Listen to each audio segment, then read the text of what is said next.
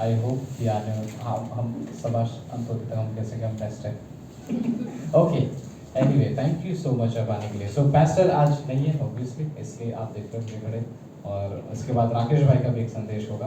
But पैस्टर Shyam Bihari की बेटी जो है उनके शादी में है वसई में, तो वो वहाँ पर एक जगह पर, सो आप उस परिवार के लिए भी प्रार्थना कर सकते हैं। बट ये एक समय होगा हम सच में परमेश्वर से उम्मीद रख सकते हैं, राइट, कि हमसे कुछ बातें करेगा। ओके, सो कि ना मे बी 30 सेकंड अगर आप अपने पड़ोसी के साथ एक छोटी सी प्रार्थना कर लें, राइट, 30 सेकंड आप अपने पड़ोसी के साथ प्रार्थना कर सकते हैं। जिसका पड़ोसी नहीं वो अपने पड़ोसी को ढूंढ ले, क्योंकि बाइबल में बहुत सारे पंक्ति हैं जो पड़ोसी से मिले हुए हैं, right, that is very good.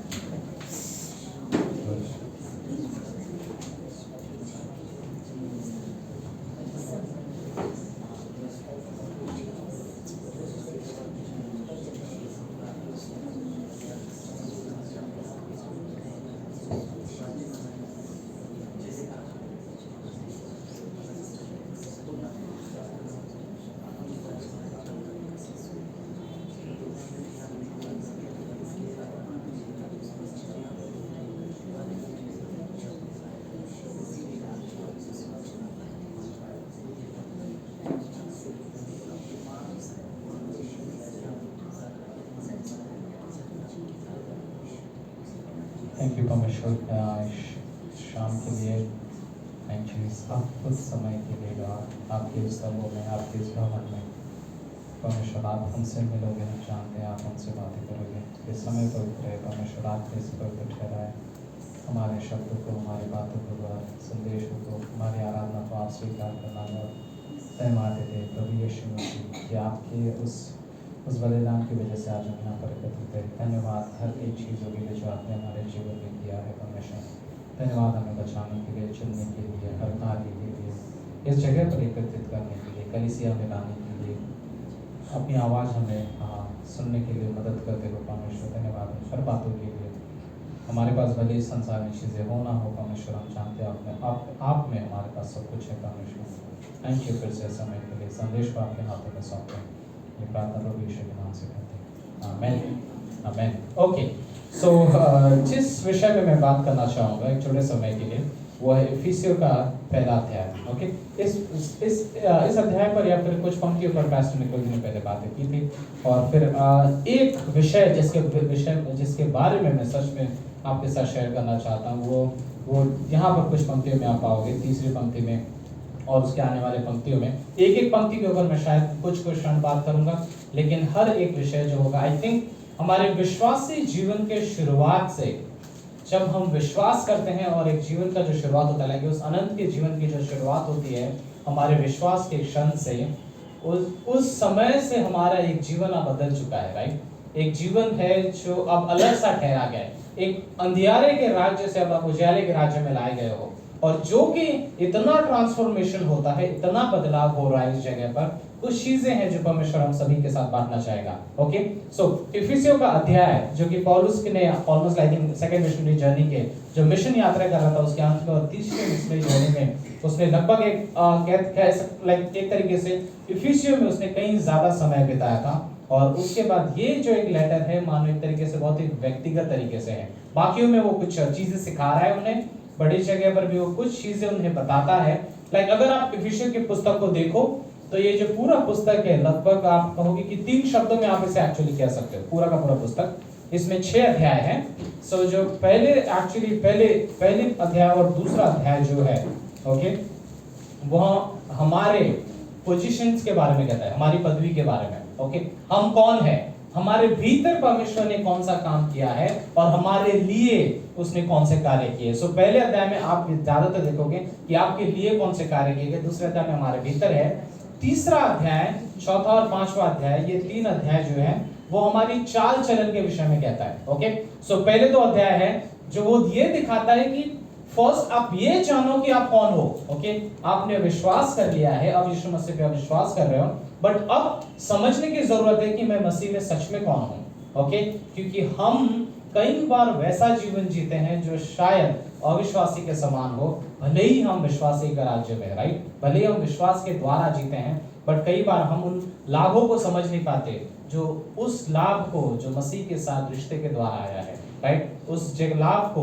उन फायदों को जो मसीह के साथ जीवित रिश्ते के द्वारा हमारे पास आता है। और जो लास्ट अध्याय है वो है हमारे आत्मिक संग्राम के बारे में, जहां पर लड़ाई के बारे में बात होती है। ओके, सो पहला अध्याय, दूसरा अध्याय आपके पोजीशंस को दर्शाता है, आपकी पदवी को कि आप कौन हो। तीसरा और चौथा और पांचवा अध्याय जो है वो लगभग हमारे चाल चलन को दर्शाता है, क्योंकि अब तुम जान गए हो तुम कौन हो, अब तुम्हें क्या करना है तुम्हें ये पता होना चाहिए, राइट? आपको पता चल गया कि आप कौन हो, अब आपका वॉक क्या होना चाहिए। और जो पांचवा छठवां अध्याय है वो हमारे प्रैक्टिकल लाइफ, आप आत्मिक संग्राम में किस तरीके से रहते हो खड़े, या कौन सी चीजें हैं। सो वॉचमैन नी एक लेखक है जिसकी पुस्तक मेरे पास है एक्चुअली में, उसमें से उसने उन 3 शब्दों में एक्चुअली उसने कहा sit, walk and stand. Ephesians की पुस्तक को कहा जाता है सिट मतलब आपकी पोजीशन जानो आप, दूसरा होता है वॉक मतलब आप कैसे जीवन को जियोगे, पोजीशन पहले दूसरे अध्याय में, प्रैक्टिकल लाइफ कैसे जियोगे तीसरे चौथे पांचवें अध्याय में, छठवां अध्याय जो है वो आत्मिक संग्राम के बारे में। बट यहाँ पर पहले अध्याय में जो इस तरीके से कहता है, ओके, मैं आपके पास से जो पंक्ति पढ़ना चाहूंगा, पहले और दूसरे अध्याय में वह उन्हें एक तरीके से सलामी देता है, ग्रीटिंग्स करता है, और तीसरे अध्याय में ओके विश्वासियों की स्थिति, उनके पोजीशंस के बारे में बातें करता है। और मैं यहाँ पर कुछ पंक्ति पढ़ूंगा, फिर उसके विषय में हम थोड़ी बात करेंगे। हमारे प्रभु यीशु, तीसरी पंक्ति, इफिसियों का पहला अध्याय तीसरी पंक्ति, हमारे प्रभु यीशु के परमेश्वर और पिता का धन्यवाद हो कि उसने हमें मसीह में स्वर्गीय स्थानों में सब प्रकार की आशीषें दी है। आमीन। उसने प्रभु यीशु में हमें स्वर्गीय स्थानों में सब प्रकार की आशीष दी है। ये मेरा जो शीर्षक है वो एक्चुअली है सारे प्रकार का आशीष, spiritually blessed in every way. Fourth पंक्ति, जो चौथी पंक्ति, वो कहता है जैसा उसने प्रेम में होकर हमें जगत की उत्पत्ति से पहले उसने चुन लिया कि हम उसके निकट, उसके सम्मुख पवित्र और निर्दोष हो। ओके, पहली जो तीसरी पंक्ति है वो ये कहता है कि थैंक यू गॉड, उस परमेश्वर का और उस पिता का धन्यवाद हो कि उसने हमें स्वर्गीय स्थानों पर सारे प्रकार की आशीषें दी है। ओके, और फिर आने वाले पंक्तियों में वो आशीषों के बारे में एक्चुअली बात करता है कि तुम इन बातों को जानो अब कि तुमने विश्वास कर लिया है, तो ये आशीषें कौन सी हैं। और फिर मेरे पास लगभग 5-6 कुछ ऑब्वियसली बहुत आशीषें हैं, बट इस पंक्ति के हिसाब से जब मैं जाऊंगा तो कुछ 5 हैं, लगभग 6 आशीषें हैं जिसके विषय में मैं बात करूंगा। Okay, so first thing, spiritually blessed in every वे, आत्मिक रूप से वो कहता है जैसे कि तुम स्वर्गीय स्थानों में तुम्हें हर प्रकार से आशीष दी गई है। आत्मिक रूप से जो भी आदम ने उस अदन की वाटिका में खोया था, उस जगह जहां पर एक सिद्ध वातावरण था, एक सिद्ध मनुष्य था, एक पवित्र परमेश्वर था, और उनके बीच का रिश्ता भी जो था वो था सिद्ध था, परफेक्ट था, राइट? परफेक्ट कम्युनियन था, परफेक्ट संगति थी।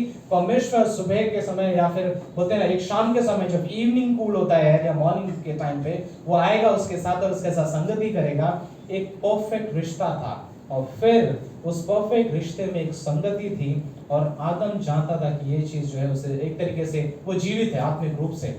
लेकिन हम यह भी जानते हैं कि उसके चुनाव की वजह से एक तरीके से अगर आप सच में प्रेम जानना चाहते हो तो आप उसे हक देते हो, राइट? एक तरीके से चुनने का, जो कि आदम को मिला, स्वेच्छा का फल या स्वेच्छा का जो वरदान था उसे वो इच्छा मिली, और हम जानते हैं कि उसने पाप किया, उसने अवज्ञा की या आज्ञा नहीं मानी, और उस वजह से मृत्यु आई। और मृत्यु आने के बाद जब आत्मिक रूप से वो मर गया एक तरीके से, भले शारीरिक रूप से वो जीवित रहा, कुछ समय बाद उसकी मृत्यु हो गई, बट उसने ऐसे कई चीजें खो दी थी, राइट? लेकिन अब उस क्रूस पर उस कार्य के द्वारा जो यीशु मसीह ने किया, अब हमारे पास आत्मिक रूप से सारे आशीषें हैं, जो एक तरीके से मैं कह सकता हूं कि उस अदन की वाटिका में उसके पास थे, राइट? आने वाले पंक्ति में हम आशीषों के बारे में बात कर सकते हैं। लाइक धरती पर रहते हुए शायद मेरे पास वो चीजें ना हो, हमारी परिभाषा जो होती है आशीष की, वो परिभाषा बहुत अलग हो सकती है जो तरीके से बाकी लोगों की परिभाषा होती है, राइट?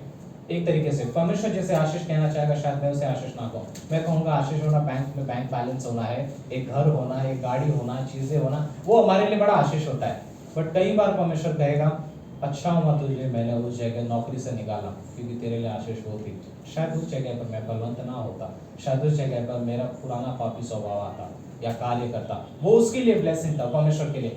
सो आत्मिक आशीषें जो परमेश्वर ने हमारे लिए रखी है, शायद हम उस आशीष को वैसे ना समझे जैसे वो हमारे नजरिए से है, बट आशीष यही है एक्चुअली में। इवन पैसे शिवल ने एक बार कहा था कॉन्फ्रेंस में, आशीष ये है कि परमेश्वर आपके लिए बहुत सा अच्छा सोचता है, राइट।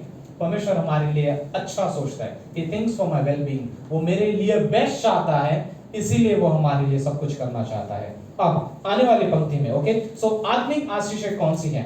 चौथी पंक्ति में कहता है, प्रेम में होकर उसने हमें जगत की उत्पत्ति से चुन लिया ताकि हम उसके सम्मुख पवित्र और निर्दोष हो। इमेजिन, संसार को बनाने वाला, जिसने पूरे भूमंडल को बनाया, जिसने सारे संसार की रचना की और सब कुछ उसने बनाया, उसके बाद उसने इंसान को बनाया। भले ही इंसान उसके खिलाफ चाहता रहा, लेकिन ये परमेश्वर है जो पहल करता है और वो कहता है कि संसार के उत्पत्ति से पहले ही उसने हमें चुन लिया था। लाइक इवन बिफोर, इसके पहले कि पाप हो, पाप क्रिएट हुआ था या पाप जहां से हुआ शुरू, उसके पहले से ही परमेश्वर की एक बोलते हैं ना एक तरीके से प्री कंसीव्ड जो उसका रहता है कि पहले से उसने सोच के रखा है कि मुझे पता है इंसान पाप करेगा, लेकिन मैं उसके लिए अभी से एक चुनाव करने वाला हूं कि मैंने उसे चुन लिया है। इमेजिन, गॉड आपको चुनता है। ये कितनी बड़ी बात है कि परमेश्वर हमें त्यागता नहीं है, वो उल्टा एक तरीके से चुनता है। योना के 15वें अध्याय में वो अपने शिष्यों से क्रूस पर जाने से पहले क्या कहता है? वो दाखलता के विषय में कहता है, तुम मुझसे बने रहो, तुम्हारा मेरा वचन तुम में बना रहे, तुम्हारा वचन मुझ में बना लगे, तुम मुझ में बने रहो। वो एक तरीके से कहता है, फिर जो भी तुम पिता के नाम से मांगोगे उन सारी चीजों के विषय में कहता है। और फिर एक जगह पे ये भी कहता है, 16 जहाँ कहता है कि तुमने मुझे नहीं चुना, लेकिन मैंने तुम्हें चुना है, राइट। अगर मैं ये सोचता हूँ कहीं ना कहीं से कि मैं तो इस जगह पर, इस परिवार में, इस XYZ चीज में जन्म लिया था, लेकिन मैंने यीशु मसीह को चुना है, तो हम सच में गलत है उस जगह पर, क्योंकि ये परमेश्वर का अनुग्रह है कि उसने हमें चुना है, राइट। ये परमेश्वर की योजना थी, उसने हमें चुना। लाइक बुलाया सभी को है, लेकिन प्रत्युत्तर कुछ नहीं किया। वो चुनता तो सभी को चाहता है, लेकिन उसकी ओर बुलाया कहीं जा, लाइक वो चुनते कोई कुछ, एक तरीके से परमेश्वर चुनना सभी को चाहता है। और वो कहता है कि इनविटेशन सभी के लिए, याद है वो उदाहरण जहाँ पे वो कहता है कि बैंक्वेट है, सब लोगों को बुला के लेकर, गली में जाओ, मोहल्ले में जाओ, सबको बुला के लेके आओ, बस खाना तैयार है। बट कुछ ने कहा नहीं, मुझे अभी काम है, किसने कहा मेरा बिजनेस है, किसने कहा मुझे शादी की अभी, मुझे टाइम चाहिए। एंड देन सर किसी को मौका दें, बुलाए तो बहुत सारे गए हैं, राइट।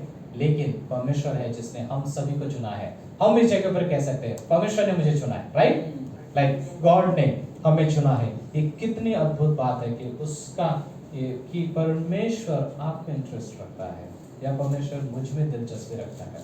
इस संसार में अगर एक अकेला सूरज हो या एक अकेला राहुल हो, वो उससे भी उतना ही प्यार करेगा जितना वो बाकी सब उसे कर सकता है, right.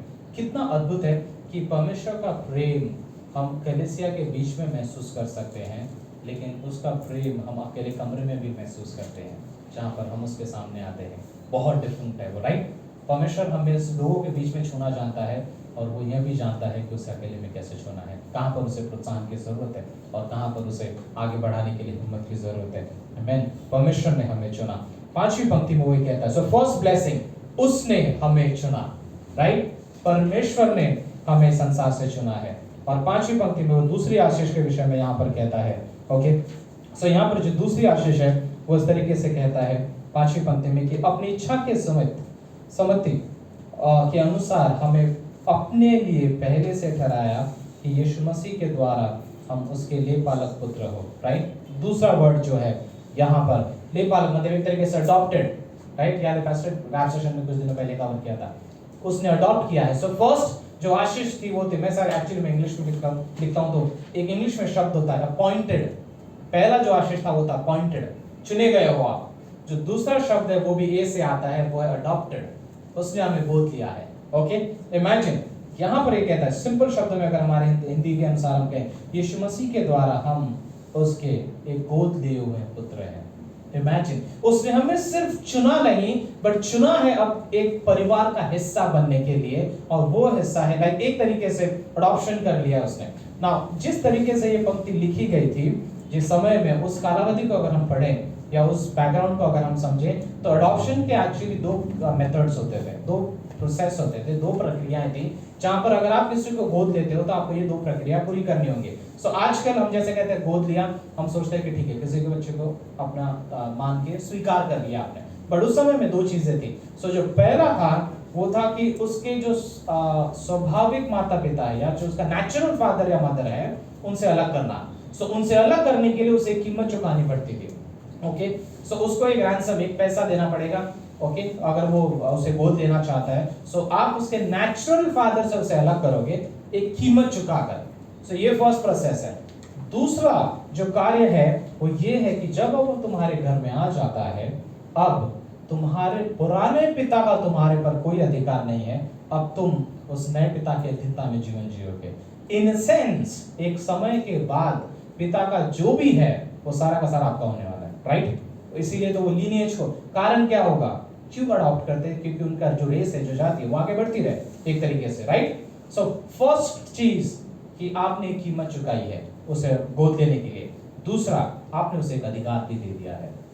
I mean imagine in the case of Jesus, जो शब्द यहाँ पर इस्तेमाल किया गया है, हमारे लिए यीशु मसीह ने वो कीमत चुकाई, वो लहू बहाया, और फिर अब जब हमें स्वीकारा गया है, अब एक तरीके से वो ये कह रहा है कि तुम अब मेरे परिवार के हिस्से हो। अब मेरे पास जो अधिकार है, एक्चुअली इवन आने वाले इस पंक्तियों में, आने वाले आई थिंक 17 के बाद में वो ये कहता है कि यीशु मसीह को उसने स्वर्गीय स्थानों पर बिठाया।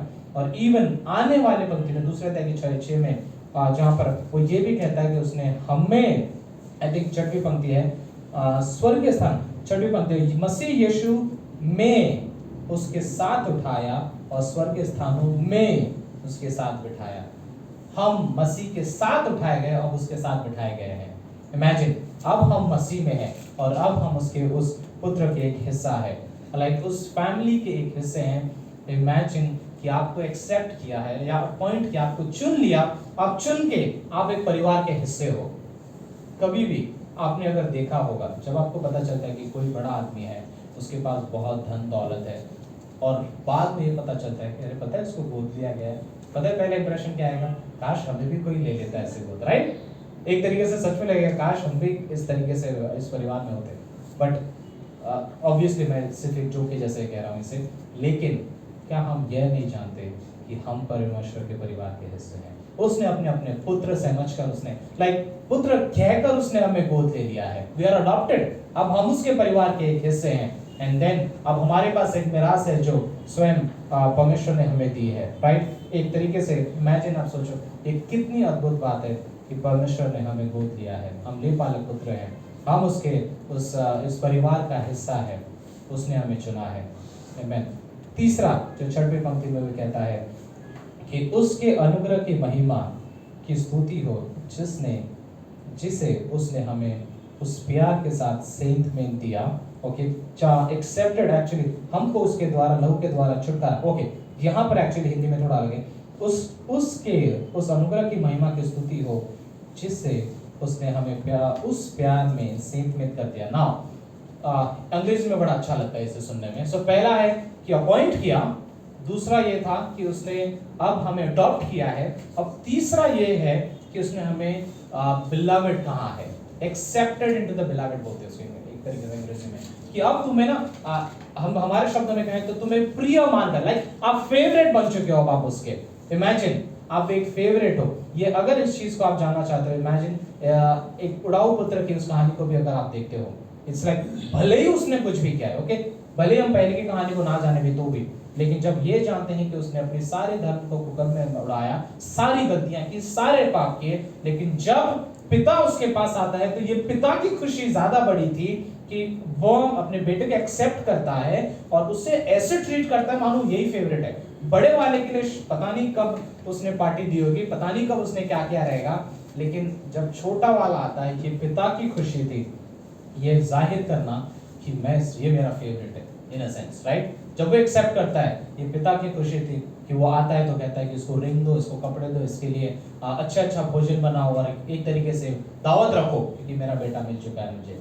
इमेजिन, हम भले ही उस पापी स्वभाव में, भले ही हम उस कहानी के अनुसार ना जीवन जिए, लेकिन हम हर समय हम प्रियो में जाने गए हैं, हम राजकीय प्रजा है, हम स्वीकारे गए हैं फेवरेट बनकर। सो यू आर अपॉइंटेड, आप चुने गए हो, और फिर आपको चुनने के साथ उसने गोद ले लिया है। चुनकर उसने कहीं रखा नहीं, उसने अपने परिवार में लाया, अब परिवार में लाकर वो आपको फेवरेट जैसे ट्रीट कर रहा है और आपको सबसे बेस्ट एक तरीके से वो चीजें देना चाहता है जो आपके जीवन के लिए आप सोच भी नहीं सकते हो, राइट? इमेजिन वो उस प्रकार की आशीष परमेश्वर ने हमें दिया है। छठी पंक्ति में कहता है, सातवीं में ये कहता है, सो 3 आशीष अब तक हो चुकी है, छठवीं, पांचवी, छठवीं, सातवीं में। आठवीं में ये कहता है कि सातवीं में एक्चुअली आगे कहता है, उसके लहू के द्वारा छुटकारा अर्थात अपराधों की क्षमा उसे उसके उस अनुग्रह के धन के अनुसार मिला है। अगर आप हर पंक्ति को देखते हो, हर पंक्ति में परमेश्वर का एक चरित्र दिखाया है और फिर उस चरित्र के साथ उसने क्या कार्य किया वो भी दिखाया है,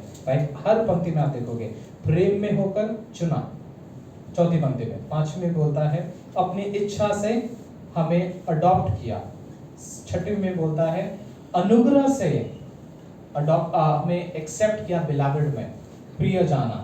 सातवीं में कहता है अपनी लहू से हमें छुटकारा दिया और उसके अनुग्रह के धन के अनुसार। इमेजिन, कई बार पता है हम ये सच में सोचते हैं कि हमारा परमेश्वर, लाइक पैसे जॉन लॉक का एक संदेश सुन रहा था, उन्होंने कहा था कि कई बार हमको लगता है परमेश्वर जो होता है ना वो हमारे वो आई ड्रॉपर जैसा है। आप पता है आँख में कुछ होता है तो आप आई ड्रॉपर डालते हो, 1 बूंद 2 बूंद, उससे ज्यादा नहीं जाना चाहिए, राइट? कई बार हमें ऐसा लगता है कि परमेश्वर मेरे साथ ऐसा ट्रीटमेंट कर रहा है कि मुझे जो अनुग्रह दे रहा है वो ड्रॉपर के जैसा अनुग्रह दे रहा है, जो कि एक्चुअली में रॉन्ग है। उसका अनुग्रह जो है वो उस महासागर के समान है जिसमें शायद मैं भले ही महसूस ना करूं बट सच्चाई वही है। अगर मैं अनुग्रह को समझ पाना चाहता हूं तो आप सच में जान पाओगे कि वो कितना अद्भुत है।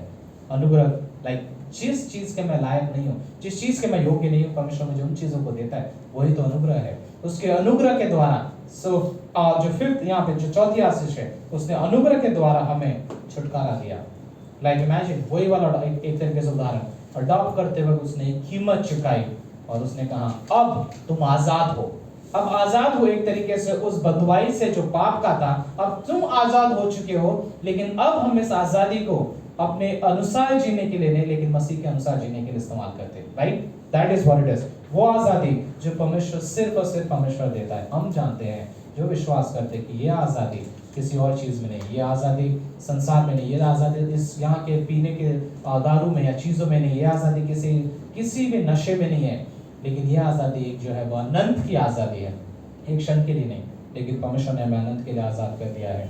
जो नेक्स्ट ब्लेसिंग है, जो अगली आशीष है, वो है क्षमा करना, जहां पर ये कहता है कि लहू के द्वारा छुटकारा दिया। सातवें पंक्ति के ही पहले हिस्से में छुटकारा है, दूसरे पंक्ति में अपराधों की क्षमा है। इमेजिन, क्या आपने कभी क्या I don't know but just अगर एक प्रश्न पूछूं, क्या हमें कभी किसी ने माफ किया? पता है आपने, अगर जानबूझ के, पता है आपको आपने गलती की है, शायद वो गलती बड़ी हो और आप शायद सामने से उम्मीद ना करते हो क्षमा की, लेकिन जब वो व्यक्ति बिना कुछ कहे खुशी से कहता है कि चले यार हो जाता है, इट्स ओके, मैंने तुझे माफ कर दिया, आपको पता है लाइक सच में कितना बड़ा रिलीफ मिलता है उससे। बहुत बड़ी एक तरीके से सोचते हैं, वाह थैंक यू, तूने मेरे खिलाफ इस चीज़ को रखा नहीं पर तूने मुझे माफ कर दिया। इमेजिन, प्रेम किसी गलत चीज़ का लेखा नहीं रखता, राइट? और परमेश्वर ने हमें क्षमा कर दिया। क्षमा इस तरीके से पुराने नियम में पाप को मानो ढका जाता था उस लहू के द्वारा जो जानवरों का था। नए नियम में एक तरीके से हम जानते हैं वो पूरा पाप जैसे मानो श्वेत कर दिया गया है, हम सफेद है, लाइक राइट? हम लोग एक एग्जांपल देते हैं, अगर आप पाप को क्षमा कर देने का मतलब होता है कि जैसे इस पन्ने पे कुछ लिखा रहेगा तो हम उसे काट देते हैं और बोलते हैं ओके पेपर कैंसिल कर दिया, हो गया, माफ कर दिया। बट जीसस वाइप करता है, उसे साफ करता है, राइट? वो शब्द इस्तेमाल किया है, वो धोता है उन पापों को और हमें श्वेत कर देता है। मे बी नेक्स्ट लास्ट पंक्ति जो मैं आपके साथ, लास्ट आशीष जो मैं कहना चाहूँगा, और भी होता है बट ये एक चीज़ है जहाँ पर 8वीं पंक्ति में कहता है जिसे उसने सारे ज्ञान और समझ सहित हम पर बहुत सहज से किया। 9वीं पंक्ति, उसने अपनी इच्छा का भेद उस सम्मति के अनुसार, सुनते के अनुसार हमें बताया जिसे उसने अपने आप में ही ठान दिया था। ओके, अगर आसान से शब्द में कहूँ तो ये इस प्रकार से कहता है कि परमेश्वर की जो इच्छा का रहस्य था अब वो उसने हमें बता दिया है, राइट? इवन इस पंक्ति के बारे में अगर आप जानना चाहते हो तो पहले कुरिन्थियों में एक्चुअली इसके विषय में ज्यादा तरीके से कहता है। पहले कुरिन्थियों का दूसरा अध्याय 11 और 12 वो कहता है कि किसी व्यक्ति की आत्मा दूसरे व्यक्ति की आत्मा को समझ नहीं सकती तो उसके दिल में क्या चल रहा है, राइट? फॉर एग्जाम्पल, मैं नहीं समझ पाऊंगा कि राहुल के मन में क्या चल रहा है, या राहुल कभी नहीं जान पाएगा मेरे मन में क्या चल रहा है, क्योंकि हम दोनों की आत्मा अलग है। लेकिन अब मैं उसकी आत्मा को समझ सकता हूं अगर उसकी आत्मा और मेरी आत्मा एक हो, राइट?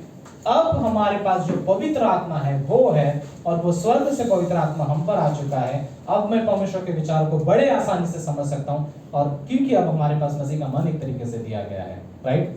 हम अपने मन को रिनीव तो करते हैं, लेकिन हम यह भी जानते हैं कि जो परमेश्वर की बातें हैं मैं उस बातों को समझ सकता हूँ मेरे जीवन के लिए।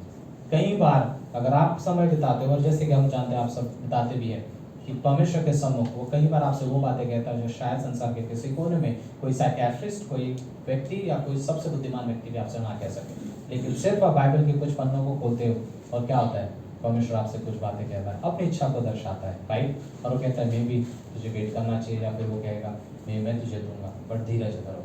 सही, कहीं ना कहीं चीज़ों के लिए परमेश्वर अपनी इच्छा को हमें प्रकट करता है। प्रश्न सिर्फ यही रहता है, क्या हम उसे जानना चाहते हैं, क्या हम उसके लिए तैयार हैं, राइट। सो एंड में मे बी एक शब्द अगर मैं कहूँ, सो मे बी मैंने जस्ट 6 आशीषों के विषय में कहा।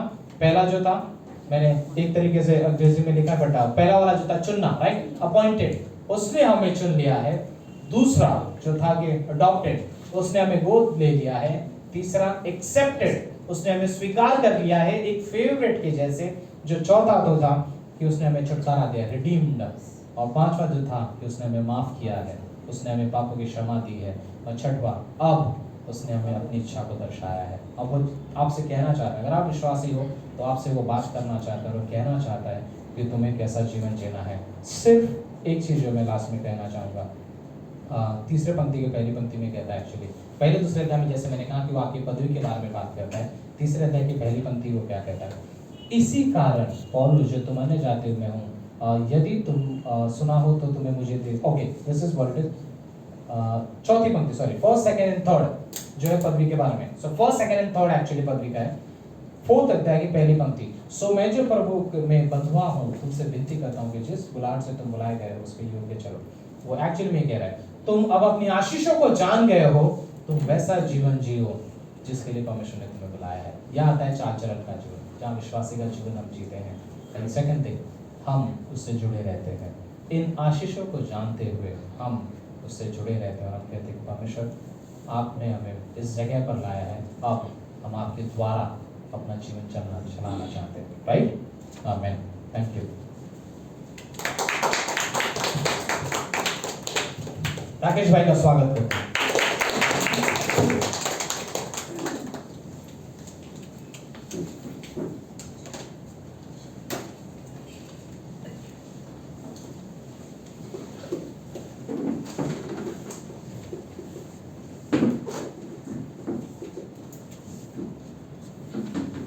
अच्छा संदेश था, सचमुच हमारे लिए बहुत ज़रूरी है।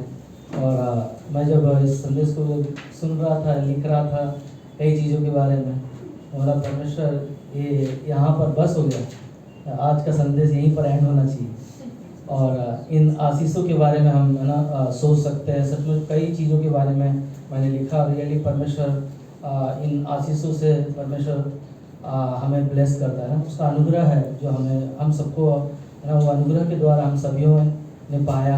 कितना धन्यवाद देना चाहिए परमेश्वर को कि परमेश्वर रियली कितना महान है। अपने बलिदान को देखकर हम सबको रियली है ना एक नया जीवन दिया, जो हम सब इस संसार में खोए हुए थे ना। और कई चीज़ें जो उन्होंने बताया कि यीशु मसीह पर हमने विश्वास किया तो उसने हमें सचमुच बुलाया है ना। और उसके आशीषों के बारे में मैं सोच रहा था कि परमेश्वर के राज्य में जब उसने हम सबको बुलाया तो कितना आशीष है परमेश्वर का कि हम उसको ना उसके प्रेम को माप नहीं सकते। उसके रियली है ना उसके अनुग्रह को हम लोग बोला ना कि हम लायक नहीं थे, परंतु परमेश्वर ने हम सभियों को लायक बनाया। इतना जोरदार ताली देंगे रियली हमारे लिए बहुत महत्वपूर्ण है। संदेश के द्वारा रियली परमेश्वर आशीष दिया है। और आने वाले संदेश के बारे में मैं कुछ सोच ही नहीं पा रहा था, आगे मैं कुछ सोच ही नहीं पा रहा था मैं क्या बोलूँ, क्योंकि बहुत कुछ चीज़ों के बारे में सुना।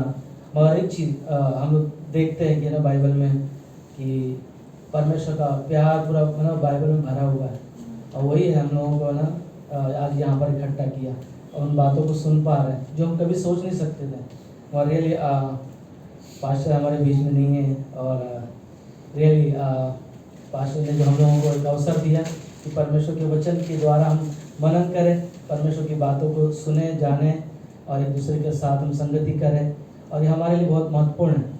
रियली इन आशीषों के बारे में मनन कर सकते हैं। मगर आज का संदेश जो मुझे दिया परमेश्वर ने ना, तो उत्पत्ति किताब में हम लोग जाएंगे। उत्पत्ति किताब 19 अध्याय वचन 17।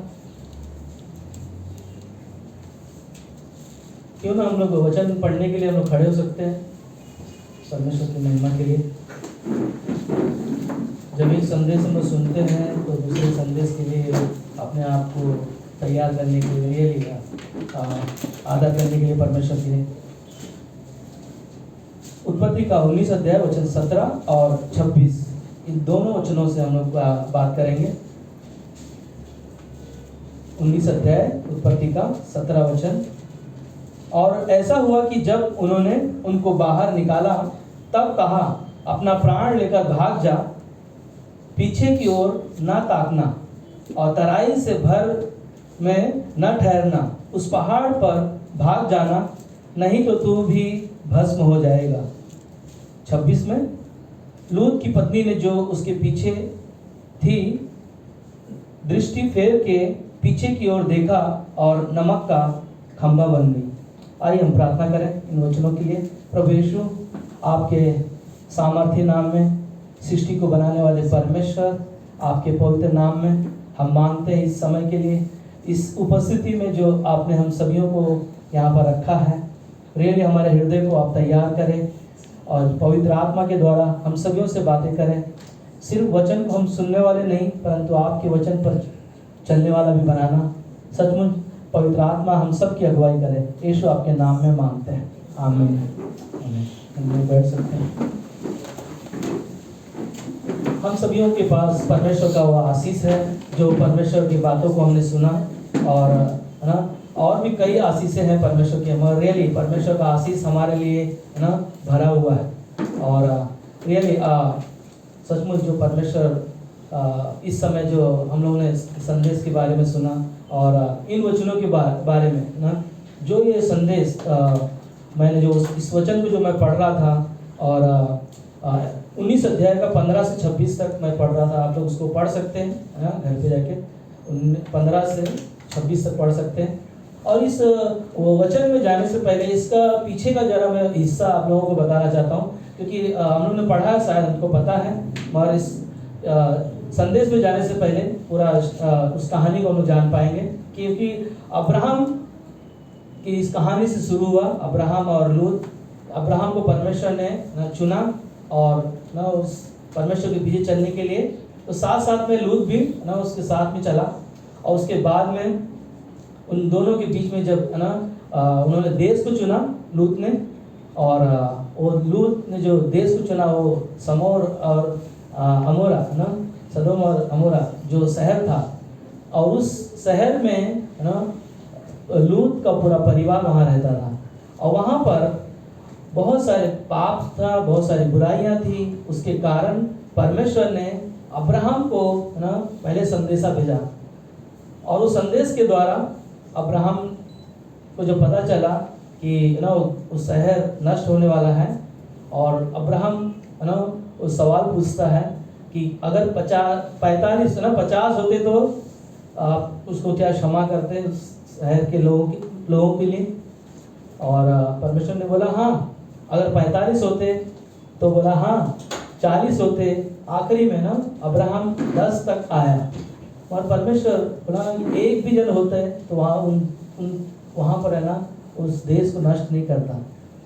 मगर उससे पहले, उस देश को नष्ट होने से पहले ना परमेश्वर ने ना अब्राहम के द्वारा उस संदेश को लेकर आया, और वही संदेश है ना लूत के पास भी उस संदेश को 2 लोगों ने लेकर आया, और उन्होंने भी ना उनका आदर किया, सम्मान किया, और उन्होंने ना उनको कहा कि इस देश से तुमको निकलना है, नहीं तो ये देश क्या होगा ना नष्ट होने वाला है।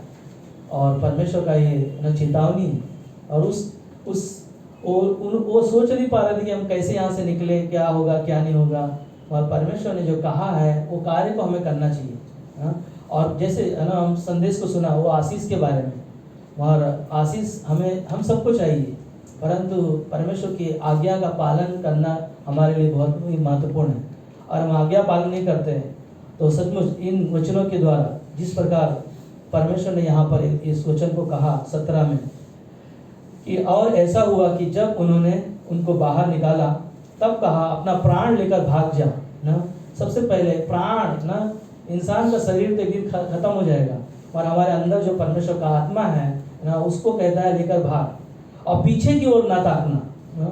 मेरा संदेश का शीर्षक यही है, पीछे की ओर ना ताकना और तराई भर में न ठहरना और उस पहाड़ पर भाग जाना, नहीं तो तू भी भस्म हो जाएगा। हमारे जीवन के बारे में बात हो रहा है कि परमेश्वर ने आज हमारे आपके लिए यीशु मसीह को इसीलिए भेजा ताकि हम और आप प्रभु यीशु पर विश्वास करें और उसके पीछे चले, और उसी ने हमें और आपको बचाया। और वही आशीषें जो हमने सुना सचमुच, तब 26 में कहा लूत की पत्नी ने जो उसके पीछे थी दृष्टि फेर के पीछे की ओर देखा और नमक का खंभा बन गई। सोचो ना, हमारा आपका जीवन है ना, जैसे स्टार्टिंग में जैसे सूरज भाई ने बताया कि एक विश्वासी का जीवन अंधकार में था और यीशु मसीह की ना वो ज्योति के द्वारा हमारा जीवन बच गया, और वो ज्योति को हम है ना जानते नहीं या पहचानते नहीं। पीछे मुड़ने का कारण है हमारा मौत, हमारा जीवन नष्ट होना। हमारे परमेश्वर का जो आशीष है ना हमारे आपके जीवन के लिए, इसीलिए यीशु मसीह ने लूका का 17:32 में कहा, वहाँ पर है ना आगमन न जो स्वर्ग जाने का हमारे लिए वो है ना एक क्या बोलते हैं ना रास्ता है। और यीशु मसीह ने यहाँ पर उस स्वर्ग के है ना आगमन के बारे में ना बताया कि यीशु मसीह ने वहाँ पर खुद कहा लूत की पत्नी को ना स्मरण रखो, संसार है ना, लूत की पत्नी को क्या करना, स्मरण रखना, याद रखना कि उसने क्या किया ना, पीछे मुड़कर देखा, उसने अपने जीवन को नष्ट कर दिया। हाँ, संसार में हम लोग हैं तो पीछे ना मुड़े। हमने और आपने यीशु को जाना है, उसके पीछे चलते रहे। हाँ, यीशु मसीह के पीछे चलते रहे। हम लोग देखते हैं कि एक घोड़ा है ना जब रोड पे चलता है तो उसका जीवन कैसा है ना, जो मालिक है चलाने वाला ना, उसको लेके जब चलता है तो उसका लक्ष्य रहता है वो रोड के पीछे पीछे है ना उसे चलना, क्योंकि उसके आजू बाजू में जो है ना उसको लगा के रखा है ना, वो आगे लेफ्ट राइट को है ना उन चीज़ों को नहीं देखता कि है ना रोड की तरफ क्या है। उसके आजू बाजू से कोई अगर बड़ा ट्रक भी चला जाए उसे कुछ फर्क नहीं पड़ता, क्योंकि उसे पता है कि मेरा लक्ष्य क्या है ना, मुझे सीधा चलना है। और सोचो ना, उसी तरह यीशु मसीह ने हमारे आपके लिए ना वो बता दिया कि लूत की पत्नी को याद रखना ना, स्मरण रखना, वैसा जीवन हमारा ना हो। क्योंकि हम सब संसार में दुख आता है, तकलीफ आता है, समस्याएं आती है, हम लोग पीछे मुड़ जाते हैं कई बार ना। इसीलिए एलिया ने जब एलिसा को ना बुलाया, उस समय परमेश्वर ने उसको चुना एलिसा को, और एलिसा को जब चुना उसके बाद में एलिसा ने क्या कहा ना, तो यहीं पर ठहरे रहे ना, मैं अभी आ रहा हूँ। वो अपने घर गया, घर जाने के बाद में क्या किया, उसने जो कार्य कर रहा था पुराना ना, खेत में जो हल का काम कर रहा था, फावड़ा था, कुल्हाड़ी था उसके पास, वो सारे चीज़ों को क्या किया, तोड़ दिया, उसमें ना आग लगा दी है ना। उसका मकसद क्या था, परमेश्वर ने मुझे बुलाया ना, परमेश्वर ने मुझे परमेश्वर के कार्य के लिए मुझे चुना, क्यों ना मैं इन चीज़ों को पहले ना छोड़ूं, ताकि कभी मेरे माइंड में वो चीज़ें ना आए कि ये ना मुझे चलो जाने दो ना, संसार में है ना, परमेश्वर ने चुना है, तकलीफें आई, समस्या आई, तो पीछे मुड़ के जाके मैं वही काम वापस करूँगा ना। एलिसा का जीवन ना परमेश्वर को दे दिया, और रियली एलिसा के जीवन के बारे में हम लोग कई गवाहियों को सुनते हैं, और रियली परमेश्वर उसके जीवन में इस्तेमाल किया।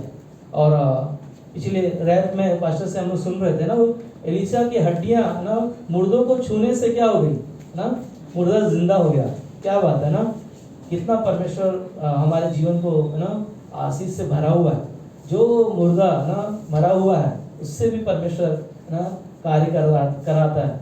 तो सोचो ना, हम तो जिंदा हैं, क्यों ना परमेश्वर हम लोगों को इस्तेमाल करेगा ना। और रियली परमेश्वर में हमारा आपका रिश्ता मजबूत हो ना, रिश्ता हमारा परमेश्वर के साथ ना घनिष्ठ हो, और वचन जो हम लोग सुनते हैं, पढ़ते हैं, मनन करते हैं, वही हमें प्रोत्साहन करता है, वही हमारे लिए वो आशीष है।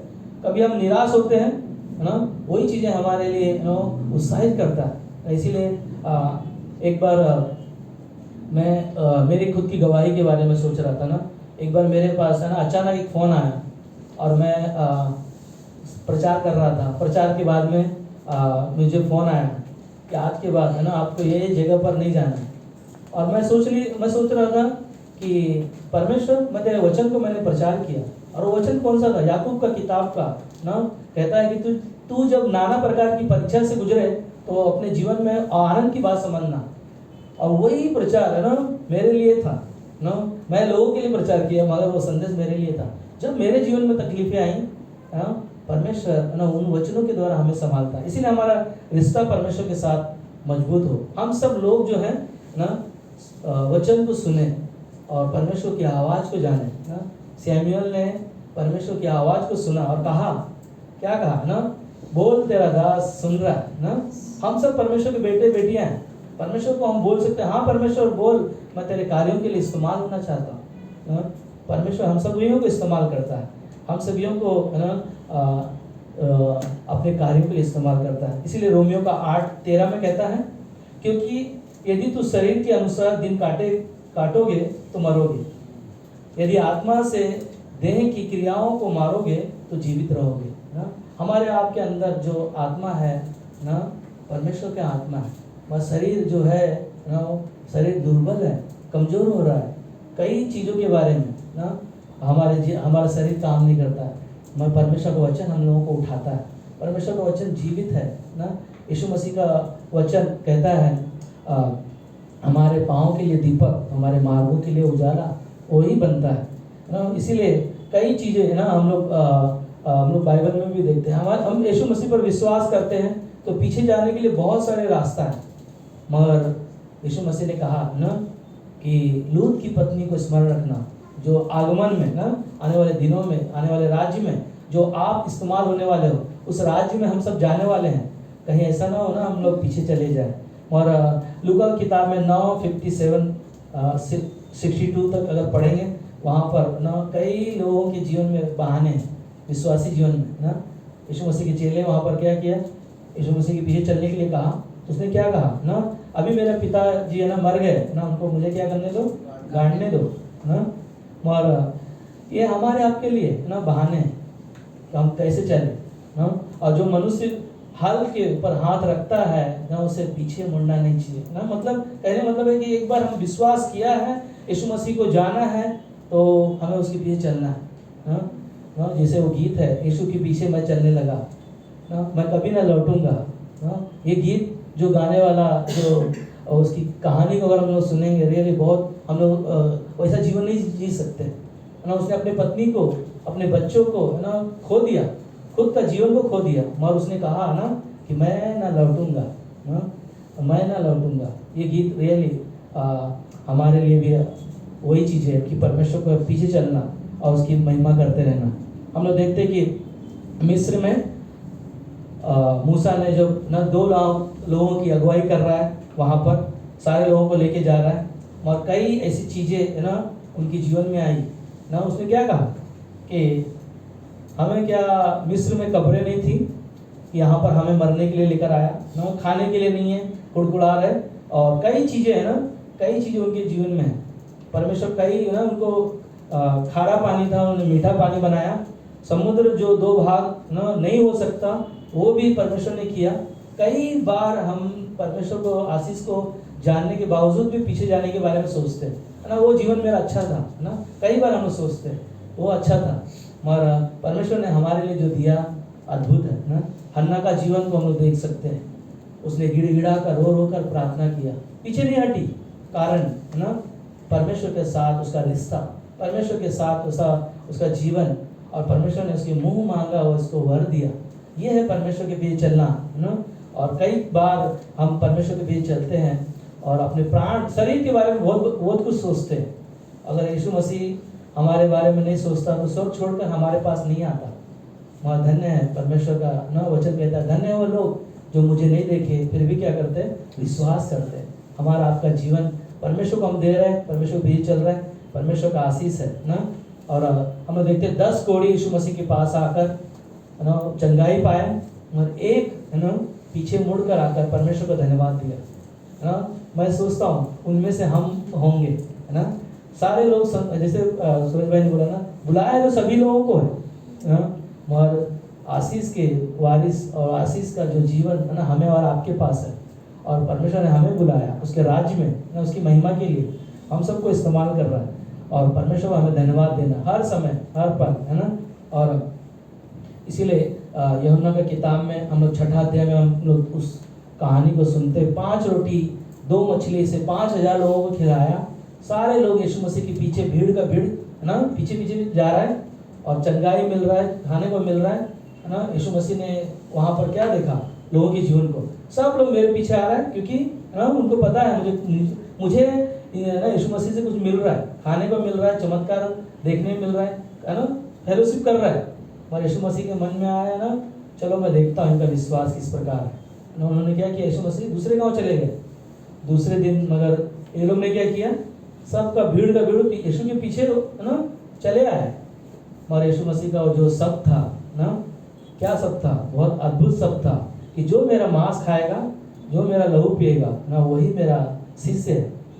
वहाँ पर कितने चेले तैयार हुए थे, हाँ, सब के सब भीड़ का भीड़ पीछे चला गया ना। लोग उनके मन में क्या था कि बहुत सारा आशीष हमें मिल रहा है ना, चलो पीछे। मगर जैसे ना यीशु मसीह का वो शब्द सुना ना, वो बातों को नहीं समझ पाया। इसीलिए यीशु मसीह बोलता है ना कि पीछे जाने के लिए ना लूत की पत्नी को स्मरण रखो, उसका जीवन कैसा था ना, नमक का खंभा बन गया, उसका जीवन वहाँ पर खत्म हो गया। और यीशु मसीह ने ना चेलों को पूछा, सब चले जाने के बाद में यीशु मसीह ने चेलों को पूछा, तब पतरस वहाँ आगे आकर क्या कहा ना, प्रभु जीवन की बातें तो आपके पास है, आपको छोड़ हम कहाँ जाए। ये विश्वास हमारे आपके अंदर हो ना, ये जीवन हमारा आपका मजबूत करता है परमेश्वर के साथ रिश्ता। मगर एक चीज़ मैं सोचता हूँ मेरे जीवन के बारे में, जब मैंने कंपनी बंद किया, 8 लाख का मेरा मशीन था और मैंने 2 लाख में उसको बेचा। और मैंने इसीलिए बेचा ना ताकि मैं पीछे ना जाऊँ, परमेश्वर के पीछे चलते रहूँ, नहीं तो फिर कभी ना। और बहुत बार ना बहुत सारे लोग मेरे को सलाह देने के लिए आए, अब आपके पास कोई रास्ता नहीं है, अब वापस चालू करो ना। जैसे यीशु मसीह ने पतरस के पास आया, उनको मछली नहीं मिला, पूरी रात लोग परिश्रम की, उनको एक भी मछली नहीं मिला। मगर यीशु मसीह आया, बोला ना दाहिनी ओर जाल डाल है ना, और उन्होंने क्या किया, जाल को डाला। परमेश्वर ने वो आशीष हमें देता है ना, वो चीज़ें जो देता है वो संसार हमें नहीं दे सकता ना, संसार नहीं दे पाता। इसीलिए यीशु मसीह के पीछे चलना और उसके पीछे चलते रहना ना।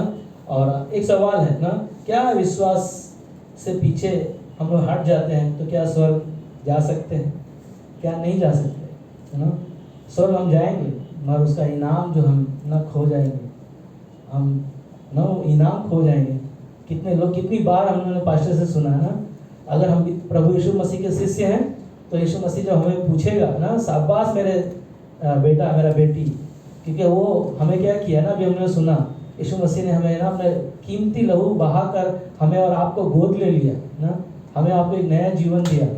वो चीज़ें हमें और आपको ना और पीछे लेकर हम जाने वाले हैं। तो संसार में ना हमारा एक दुश्मन है, पीछे लेके जाने वाला एक है जो शैतान है, हमें पीछे लेके जाने वाला। इसीलिए याकूब का 4:7 में कहता है, इसलिए परमेश्वर के अधीन हो जाओ ना, परमेश्वर के नज़दीक आओ ना। यहाँ पर याकूब जो लेखक है ना बोल रहा है, परमेश्वर के अधीन हो जाओ और शैतान का सामना करो तो वो तुम्हारे पास से भाग जाएगा ना।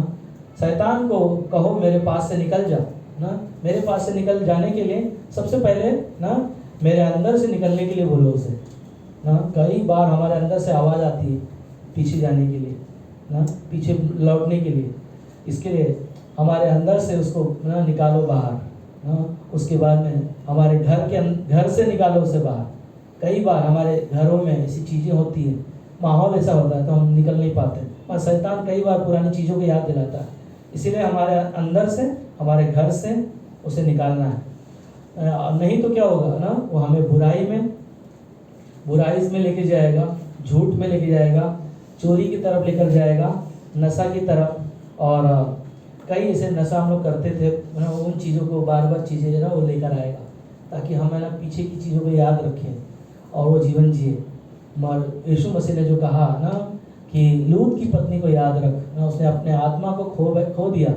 और सचमुच परमेश्वर हम जब विश्वास करते हैं तो परमेश्वर हम सबकी मदद करता है, इन चीज़ों से हमें हमारी रक्षा करता है, हमारा ध्यान में नहीं जाता है ना।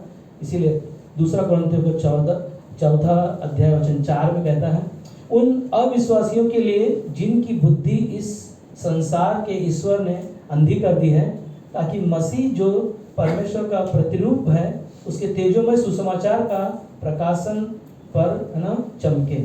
हम और आप अविश्वासी के जैसे जीवन ना जिए, परमेश्वर का वचन जो हम सुनते हैं उसके आधार पर अपने जीवन के है ना, एक लोहे को कैसा चमकाता है वैसा हमारा विश्वास, हमारा जीवन हो, और तब हम परमेश्वर के बीच चल पाएंगे ना। आखिरी में यूहन्ना का 11:40 में कहता है, यीशु ने उनसे कहा, क्या मैंने तुझसे कहा था कि यदि तू विश्वास करेगा तो परमेश्वर की महिमा को देखेगा ना। यहाँ पर लाजर का कहानी के बारे में है, और मरियम के जीवन में ना यीशु मसीह उनके घर आया, तब यीशु मसीह ने कहा है ना कि परमेश्वर की महिमा को तू देखेगी। परमेश्वर के पीछे चलेंगे हम तो जो नामुमकिन है उसे मुमकिन में परमेश्वर बदल देता है ना। कई बार हमारा विश्वास डगमगाता है, हमारे यीशु मसीह है ना मरियम और मार्था के घर जब आया तब यीशु मसीह ने पूछा ना उनको, मतलब लाजर कहाँ है, लेकर चलो मुझे। और उनका स्टेटमेंट क्या था, अगर तू होता तो मेरा भाई ना मारता। और यीशु मसीह ने ना अच्छा शब्द कहा, क्या तू नहीं जानती परमेश्वर की महिमा को, क्या परमेश्वर की महिमा को देखना चाहता है ना। परमेश्वर की महिमा सोचो, उस कहानी जो पढ़ेंगे तो मरियम है ना उस स्टेटमेंट को सुनकर है ना चले गए, लौट गए।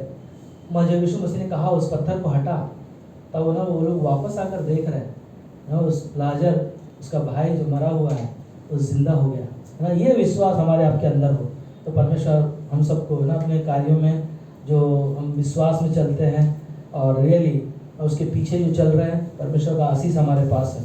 इसीलिए मरकुस का 8:34 में कहता है, उसने भीड़ को अपने चेलों समेत पास बुलाकर उनसे कहा, जो कोई मेरे पीछे आना चाहे वो अपने आप से इनकार करे और अपना क्रूस उठाकर मेरे पीछे हो ले ना। अपने जीवन को, अपनी बातों को इनकार करो। कई बार हमारा मन करेगा ना बुराई में जीवन जीने के लिए, पर परमेश्वर की वो आशीष को देखो, यीशु मसीह के क्रूस को देखो, जो यीशु मसीह ने हमारे लिए दुख उठाया, हमारे लिए कार्य किया।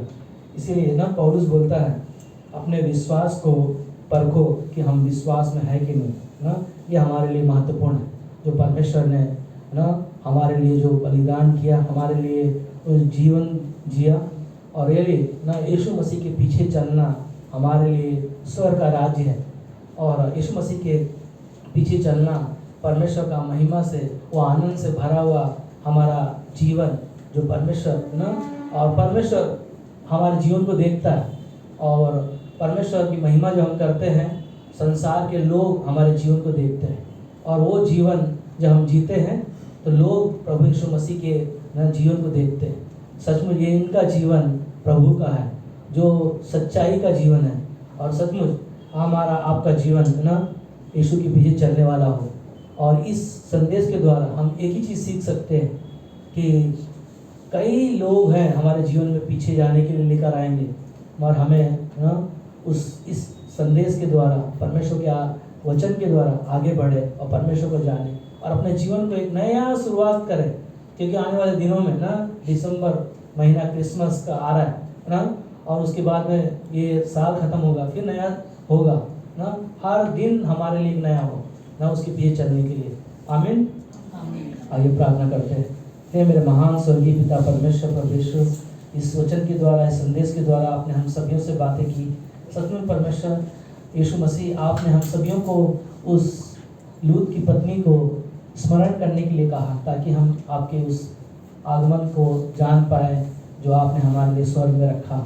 और हम सब परमेश्वर आज विश्वास के द्वारा हम आपके पीछे चलना चाहते हैं, हम आपकी महिमा करना चाहते हैं, आपकी बड़ाई करना चाहते हैं। प्रभु यीशु, आपने हम सभी से बातें की प्रभु यीशु, इसके लिए हम आपको धन्यवाद देते हैं। अपने जीवन को आगे चलने के लिए परमेश्वर हम अपने शरीर, प्राण, आत्मा को आपके हाथों में सौंपते हैं। प्रभु आप अगुवाई करें, यीशु आपके नाम में मांगते हैं, आमीन।